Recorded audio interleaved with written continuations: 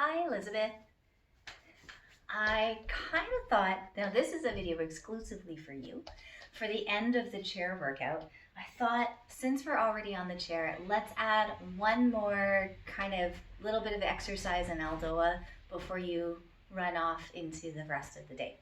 So you're gonna have your chair still. You've come back to your chair.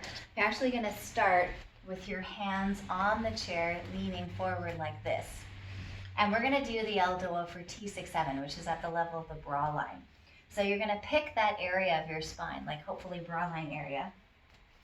And with your hands down on the chair, this is like cat-cow, you're just gonna lift your bra line up to the ceiling so you get a nice round spine. And then you're gonna drift your bra line back down into normal spine. So you're not gonna go into an extension, you're just gonna go from slightly lifted to nice and long. So you're gonna float your bra line up and then float it down. And the breath isn't really, not really set. Maybe you exhale as you round up, and then you inhale as you come back to neutral curves. Exhale, lift your bra line. Inhale.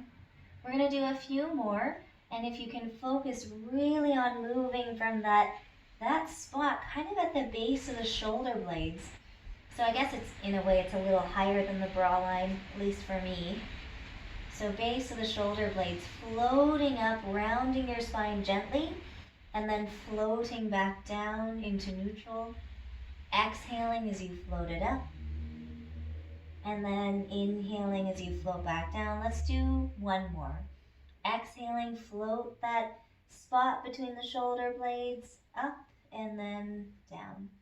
And then you just come up and maybe give your shoulders a little roll. And you're gonna come back to the chair. Now, if it's possible, if you have a little stool, like I'm gonna grab a little box here. If you have a stool or something you can put your feet up on, that would be ideal. But if you can't, then you don't. It's not, it won't be the end of the world. You know this position, we've tried to have legs, ankles crossed, and legs slightly externally rotated. So even if that means that you have to sit up higher, put a cushion under your pelvis and have your legs in this position, that would be all good. And then what I want you to do is work on your chicken neck first. So you're gonna go chin forward, chin back, and I'll show you from the side. I just want you to go forward and back so that your neck spine is moving, and we're aware of what it's like to have the back of the neck pulling back. And then I want you to keep, so stay facing forward, I'll just keep at the side here, your breastbone forward and back.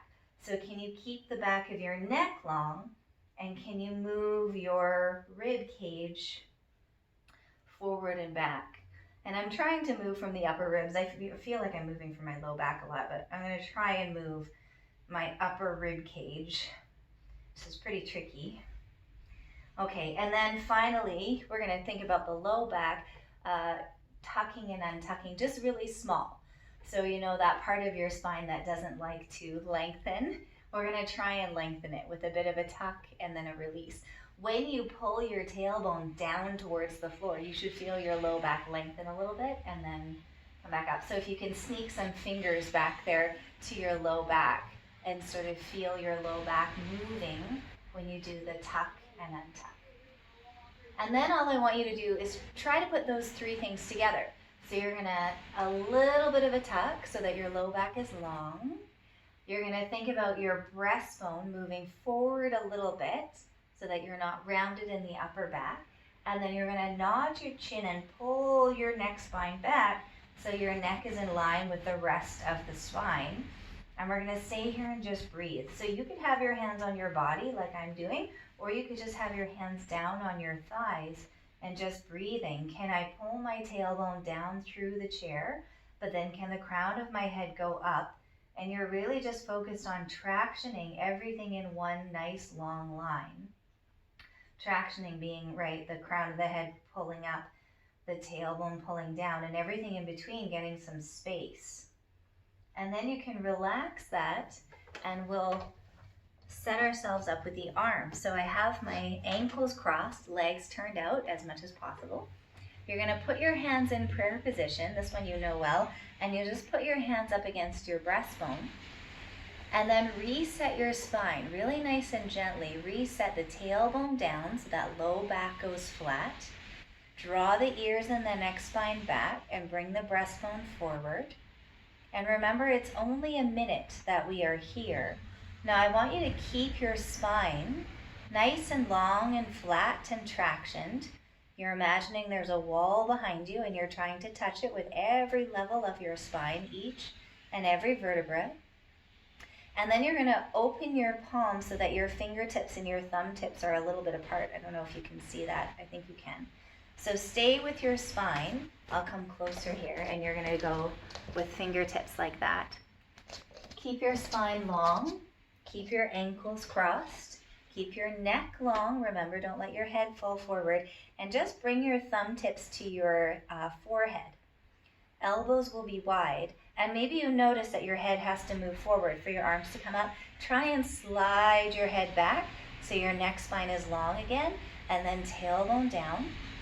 And then maybe you stay here today and you just breathe. And you breathe into that space just at the base of your shoulder blades on your back, and you focus on your spine getting taller. But maybe after a few days of this or a couple of weeks of this, you feel like you can start to straighten your elbows. So then you straighten them in increments, little bits and little bits.